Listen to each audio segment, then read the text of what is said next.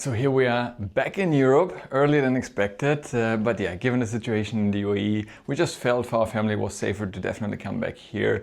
I mean, they did an amazing job over there, but every day, hearing different things go off and getting alarms and so on, it's just not what you need when you have a newborn baby. But yeah, overall, really credit to the government over there, did an exceptional job. But for the time being, definitely happy to be back in Europe, in our apartment. Actually had to run and fly out quite light from Dubai. They didn't allow me much luggage, so I couldn't take my microphone, a lot of things I usually have for my filming equipment. So yeah, for now I have to go back to my trusted DJI cam, but hope still gets the point across. So in this video, I actually want to just talk about one main idea, which all the situation really showed me even more than before. And that's a really boring word that you probably hear all over YouTube and many investment books, and people tell you this diversification. And I know it sounds so cliche and everybody tells you to diversify, but I can honestly tell you now, the longer I invest, the older I get, the more wealth I accumulate. I mean, hopefully it's going to be even more in the future, but in the beginning it doesn't really matter, right? If you invest 100,000, 10,000 euros, diversification for you doesn't really become an interesting topic. But now, over time, I really feel, especially with the situation we're in right now, right, where you have global conflicts, things are happening. Honestly, the old saying of don't put all your eggs in one basket is more true than ever. And I'm really glad that I embraced it quite early on, I would say. I mean, starting off with different asset classes, right? I invest in many different things, not just stocks and ETFs. That's what I mostly talk about on my channel. But if you haven't been watching my monthly portfolio updates, I also own, obviously along those things, stocks and ETFs, which is a big part of my holding, but I also have cryptocurrency, mostly Bitcoin. I do have real estate, right, which is also really important asset class, which a lot of people like or don't like, but there's no denying that it does have long-term, really strong potential. For me, it was actually, in fact, one of my best investments so far. Then I also have P2P loans, where I basically become almost like a bank, giving loans to others, and in return, I get a nice interest in it.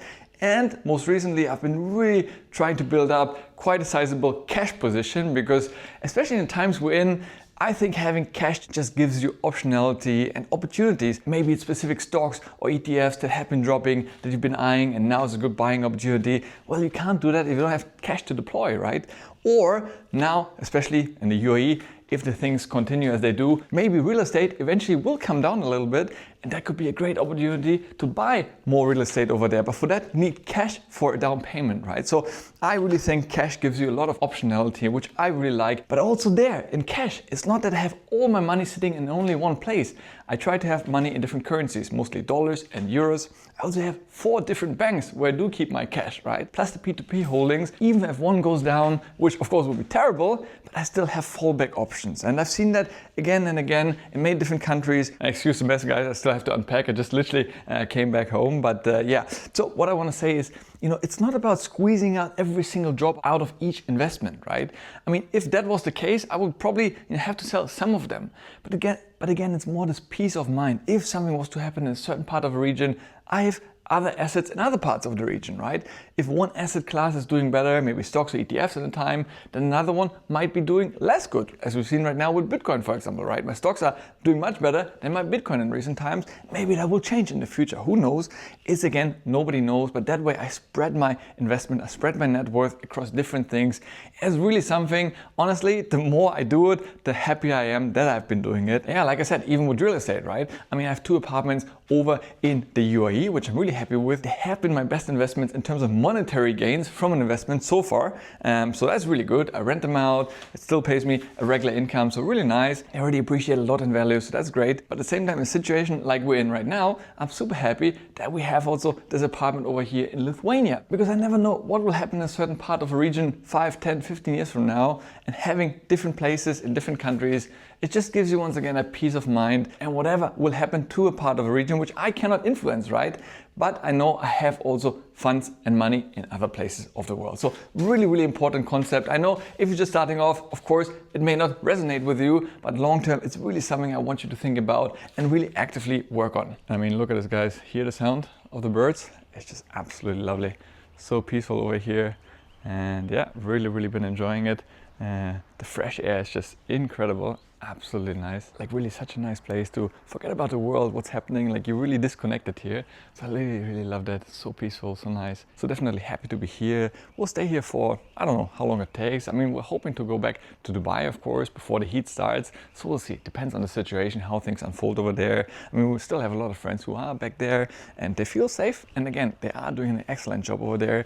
But again, right now with a baby, you know, do you need to be there when you hear all these things go off? So that's probably not the ideal environment where we want our baby to grow up. So that's why for the time being, we're going to be back here in Europe, and then we'll see how things unfold. In fact, we might actually be traveling a little bit more this year across Europe, different places, because it's still a little bit cold over here. So I keep you guys posted, see where the journey takes us. And talking about investing opportunities, I definitely took advantage this month of some nice dips. I deployed the most amount of cash that I ever did in the stock market so far already, even though we're only halfway through the month. So I'm really bullish on times like this. This is the time to deploy cash, and I might even inject a little bit more to invest even more, because I really genuinely think we're having some great market opportunities. The market always overreacts with what's going on. There's a real threat. If oil continues to climb, we might see prices skyrocketing, and that will impact pretty much all businesses, right? Because everything is ultimately coming back to transportation, oil, and so forth. So that's very important. But for me, that's just short-term noise, right? That will eventually kind of regulate itself once the situation is over.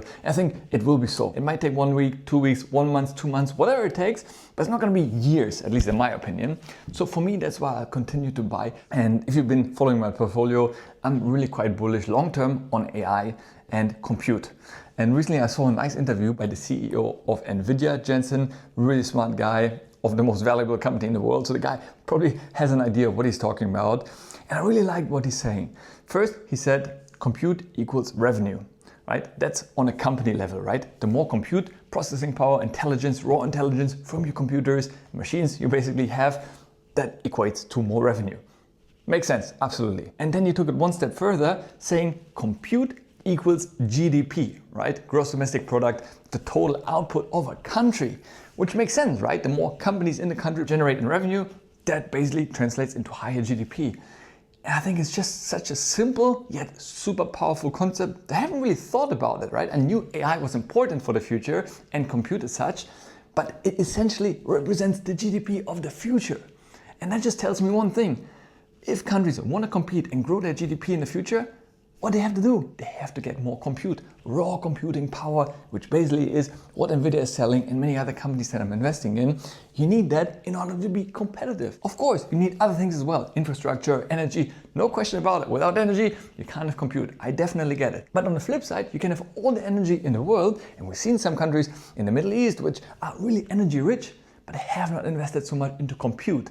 And that doesn't translate well into the future growth of the country. So you need other things to drive the compute, but if you don't have the compute through your chips, through the infrastructure, different things in place, it's not going to translate into raw power, right? It's like having a Ferrari without the wheels. You just can't drive it.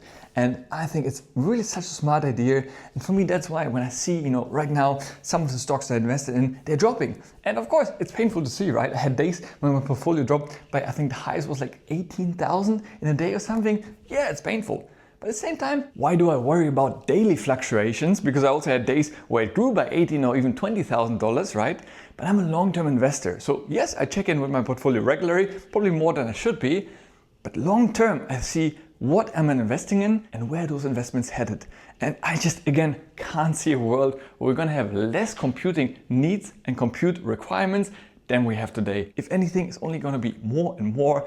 And guess what? That's why all those hyperscalers like Google, Amazon, Microsoft, they're deploying billions of dollars into building out infrastructure, AI, compute power, all these things that are required to make this a success long term.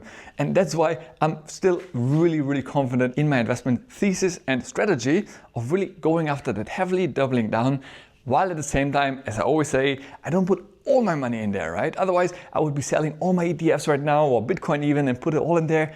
No, I mean, I do have conviction, I do believe in it, but at the same time, there can always be changes, right? Life is very dynamic and things may change for whatever reason, but I still believe, going back to the first point, in diversifying, and that's why I spread it across different asset classes. I just feel right now very confident in my investment thesis, but at the same time, I do diversify a little bit. I've done it recently with some of my stock holdings in my portfolio, which if you follow me, I'll leave a link down there where you can see my live portfolio, copy it if you wanted to, or just see what I'm investing in. So recently I made an addition to my stock portfolio where I bought some more UAE stocks. Yes, exactly. After the situation happened in the UAE, I added more UAE stocks because I wanted to capitalize on the drops. I saw those companies to be fundamentally really strong companies. And now I have 3 companies in my portfolio. One, UAE's biggest property developer, Emaar. They came down quite a bit in stock price, but I'm really happy with this. They pay me a big juicy dividend very soon coming up. I think it's almost around 7%, which is crazy.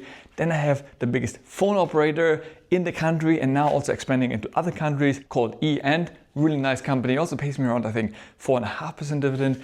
And most recently, UAE's biggest bank. So you can see I like the big players in the stock market over there in the UAE, which is called FAB, First Abu Dhabi Bank. They also pay me, I believe, 4.5% dividend. Plus they've shown some really nice growth over time. And they also came down after what happened, right? The market was shaken and prices have come down. But that's when you want to capitalize on those. So yeah, really crazy times, which honestly, I could have never predicted that, right? I mean, I came to Dubai the first time back in 2005. And yeah, I mean, I would have never in a million years thought something like this could ever happen. But once again, big shout out to the government over there. They've been doing an excellent job. I mean, I'm originally from Berlin, Germany. If that was to happen over there, well, guess what? It will be a completely different situation. I can tell you that. So really props to them. Great job. But yeah, given our newborn, we definitely want to make sure we stay somewhere completely safe, which is nice to have that option once again. So I believe in diversification, optionality through cash. I'm accumulating more cash, I also deploying more than I had in previous times. I focus on growing my income rather than optimizing necessarily the returns, right? If I return in the year 14% or 15%, yes, one is better than the other, but ultimately it doesn't matter if you invest very small amounts, the 1% difference won't really change your portfolio too much. While if you deploy more cash into investing, then you'll even be better off with even a slightly lower percentage, because ultimately those funds will compound in your favor long term. All right, friends, hopefully my video stuff should be coming this week from Amazon. It takes a little bit longer over here to Lithuania, but should be coming this week. So then, from the next week, we can go back to the regular shows. But I hope you enjoyed this one. As always, thanks a lot for watching. Stay healthy, get wealthy, and I'll see you in the next one. Ciao.